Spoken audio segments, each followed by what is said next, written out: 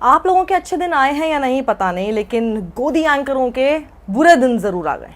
कुछ भी भाई चिंता ना कर, आज की लिस्ट में तुम्हारे अलावा भी और लोग हैं, क्योंकि इसने कड़ी टक्कर दे रखी है भाई को। मैं भी पूछ सकती हूँ सिद्धि जी, क्या हुआ जब आप जेल में थे? गजब बेइज्जती है। वैसे स्मृति जी ने जो कहा मैं उसकी कड़ी निंदा करती हूँ। अब मैं भी आपको यही कह सकता हूँ, इसलिए नहीं कि उन्होंने कुछ झूठ बोला, बल्कि इसलिए कि सुधीर ने 9 साल में पहली बार सही प्रश्न पूछा। जब टमाटर 250-300 रुपए हुआ तो आपके घर में भी बात होती थी टमाटर के बारे में? क्या बात है। और सही मंच पर सही शख्स से पूछा। इसलिए कह रही हूँ ये ट्रिविलाइजेशन हो इसी जाएगा। को व्हाट अबाउटरी कहते हैं कि मैं आपसे पूछूं, फिर आप कहेंगे कि अच्छा पहले ऐसा होता था। 9 साल तक इतनी डुगडुगी बजाने का ये सिला मिला कि मंत्री महोदया का अहंकार भूल गया। ये तो अपना आदमी है। नहीं, व्हाट अबाउटरी नहीं है। मैं भी पूछ सकती हूँ सिद्धि जी, क्या हुआ जब आप जेल में थे? द इशू इज, थोड़ी मर्यादा रखिए। फॉर इंस्टेंस, और मैं जेन्युइनली माफी चाहूंगी इसलिए क्योंकि मैंने आपका पर्सनल कटाक्ष किया, जबकि ऑडियंस में कई लोग नहीं जानते कि मेरी मीडिया में काम की शुरुआत आपके जूनियर के नाते हुई थी। ये बड़ी अच्छी बात कही आप। लेकिन वो ठीक है, लेकिन मैं आपको यहाँ ये कहना चाहूंगा कि आपको अगर आप पर्सनल कटाक्ष करते हैं तो अपने लिए भी तैयार रहिए। हाँ बिल्कुल, मैं तैयार हूँ, मुझे कोई आपत्ति नहीं। जब आप तक बात आती है तो फिर आप मैं बिल्कुल तैयार हूँ। और सिर्फ इतना ही नहीं, इसी मंच पर एक विपक्ष के बड़े नेता यूपी के पूर्व सीएम अखिलेश यादव भी एक बार फिर ईमानदार पत्रकारों को आईना दिखाया है कि आज तक दुनिया का सबसे बड़ा चैनल है, देश का सबसे बड़ा चैनल है। मैं आपको बधाई देता हूं। मैं उस दिन का भी इंतजार करूंगा कि दुनिया का सबसे सच्चा चैनल बने। सबसे सच्चा और अच्छा ही है। तभी मैं देखता हूं कि यूट्यूबर्स की जो व्यूशिप है वो न जाने कहां पहुंच रही है। ये बात मैं भी नहीं छिपा सकता, ये बात तो आप भी जानते होंगे। सर वही तो आंकड़ा मैं दे रही हूँ कि क्योंकि आपको बोलना पड़ा है चैनल के बाद यूट्यूब चैनल, तो केवल एक थी आपका यूट्यूब नहीं। जनता आज सच स्वीकार कर रही है, अच्छा सुनना चाहती है।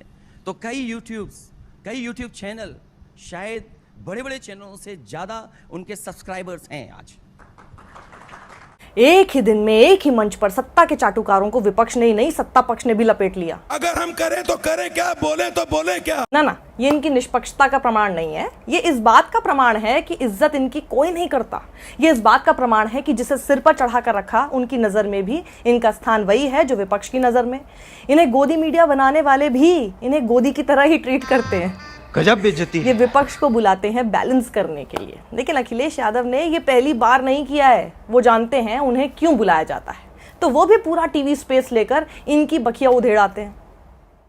ईमानदार पत्रकारों की सूची बनाई है, लिस्ट, नाम आपका भी है उसमें है। सच बता, उम्मीद है और मैं समझ सकता हूं क्योंकि आप देश के सबसे ईमानदार पत्रकारों में आते हैं।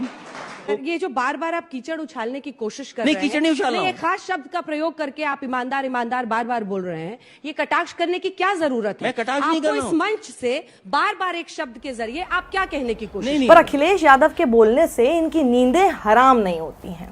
विपक्ष और जनता से गाली खाने वाले काम तो ये जानबूझकर करते हैं। जो जनता के बीच बिना सुरक्षा ना जा पाए वो काहे के पत्रकार। नींद तो हराम तब होती है जब जिनकी पूजा करो और वही तिहाड़ रिटर्न बोल जाएं। मैं भी पूछ सकती हूँ सिद्धि जी, क्या हुआ जब आप जेल में थे? The issue is, Sudhir ji की गलती ये नहीं थी कि उन्होंने स्मृति ईरानी से आज महंगे टमाटरों पर सवाल कर लिया, या ये पूछ लिया आपके घर में भी ये चर्चा होती थी कि टमाटर इतने महंगे हैं। कितना सीधा सरल सवाल था, कोई बड़ी रिसर्च भी नहीं करनी पड़ी इसके लिए। So easy you know. लेकिन सुधीर जी की गलती यह है कि ये 9 साल से ऐसे सीधे सरल सवाल तक ना पूछ पाए मोदी सरकार के किसी मंत्री या खुद प्रधानमंत्री से। देखो इनकी पत्रकारिता। इन्हें पाकिस्तान में टमाटर 300 रुपए किलो होता दिख गया था। पाकिस्तान में खाने पीने के सामान की कीमत लगातार बढ़ रही है, यानी वहां महंगाई बहुत तेजी से बढ़ रही है। इन्हें पाकिस्तान में टमाटर महंगे होने की खबर बड़ी खबर नजर आई थी। आजकल पाकिस्तान में 1 किलो टमाटर 300 रुपए प्रति किलो तक बिक रहा है। ये भी जानते थे कि वहां के न्यूज चैनलों पर पाकिस्तान की महंगाई की खबर दिख रही थी, पर इन्हें तब भी ये नहीं लगा कि यहां के न्यूज चैनलों का क्या फर्ज नहीं है कि वो भी अपने देश की महंगाई की खबर दिखाएं। पाकिस्तान के न्यूज चैनल्स पर आजकल सिर्फ और सिर्फ महंगे टमाटर की चर्चा हो रही है। वहां के न्यूज चैनल्स के मुताबिक कराची शहर में टमाटर की औसत कीमत 250 रुपए प्रति किलोग्राम है, जबकि शहर के बाकी इलाकों में और बाहरी इलाकों में यही टमाटर 360 रुपए। मतलब खुद मान रहे हैं कि पाकिस्तान के न्यूज चैनल भी इनकी पत्रकारिता की तुलना में बेहतर थे। वो पाकिस्तान की महंगाई दिखा रहे थे और ये सिर्फ पाकिस्तान की ही महंगाई की बात कर रहे थे। इतनी खुशी मुझे आज तक। ये गरीब की रोटी की तुलना ओटीटी से ना कर रहे होते। लेकिन हमें लगता है कि अब इस इंटरनेट के युग में 2 जून की रोटी का महत्व बदल चुका है। अब लोगों को 2 जून की रोटी से ज्यादा चिंता 2 जून के डेटा की होती है।